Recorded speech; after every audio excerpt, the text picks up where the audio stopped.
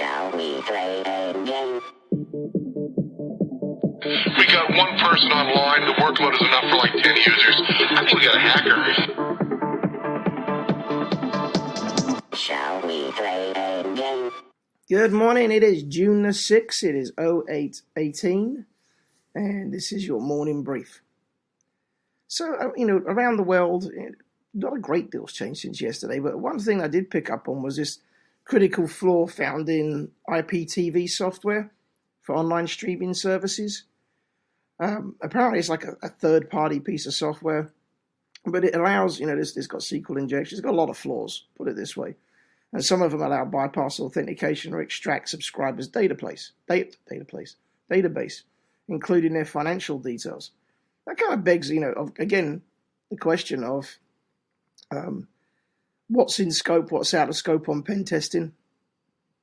Hopefully these guys do pen testing, but it doesn't seem so because there's just a number of issues that have been found with it. It's the Ministra software.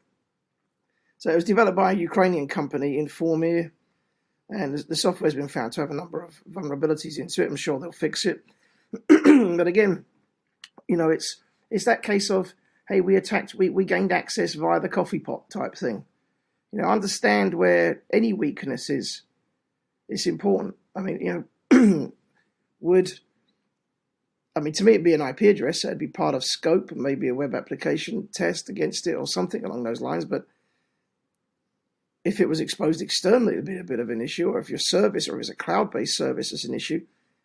But people have to start thinking about, again, when people turn around to me and say, you just want to attack the servers and desktops, and it's like, no, anything with an IP address, literally. And you have to be careful with, anything with an IP address because sometimes you have these critical, SCADA systems or, industrial security controls, industrial control systems even, ICS. You have to be careful that, some of these things should never be scanned because they just don't do error handling very well. For instance, if you run a scan against certain systems, they just die. And that's not what you want to happen, especially usually, the industrial control systems tend to be pretty critical, especially if it's an engineering company. But I guess the bigger picture is you want everything tested, but be careful what you test. But, don't create the scope just to the desktops and servers. If you do want to go beyond that, then start you think something might be iffy, then really you need to work with the vendor as well to say, hey, we're going to run a test against this. Have you run a test before? And more often they tend to go, no, we've never run a test before. We don't recommend it. In which case you may want to isolate those systems that they say don't ever run a ping against because, maybe there's a bit of a problem. Should a switch go out or should some extra traffic or, stuff that shouldn't be connected to the network and how they cobble it together to make it work. It's just not going to be tested. So what I always do is I put things like that. If I find systems that are, hey, never test it or we're never going to update it and it's never going to be compliant, I always put them in sort of like the VLAN and misfit broken toys. So that way, when it comes up for renewal, I can say, well, you know what, your system's in the broken toy VLAN. So maybe, we need to look for elsewhere. I know sometimes you can't. It's, in an ideal world, we'd always go to the company or it'd always update things, but it just doesn't work that way. So I understand that sometimes we're stuck with things that we don't want to be stuck with.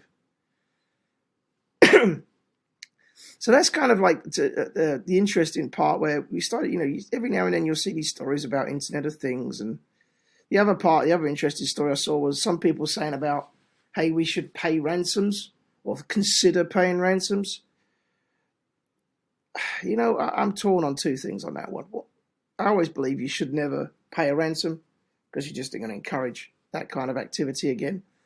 But then, if other people are paying ransom, you're the only one that's sticking by the rules, then that's a bit of a problem. I always think they should even be made illegal. That way no one can pay a ransom.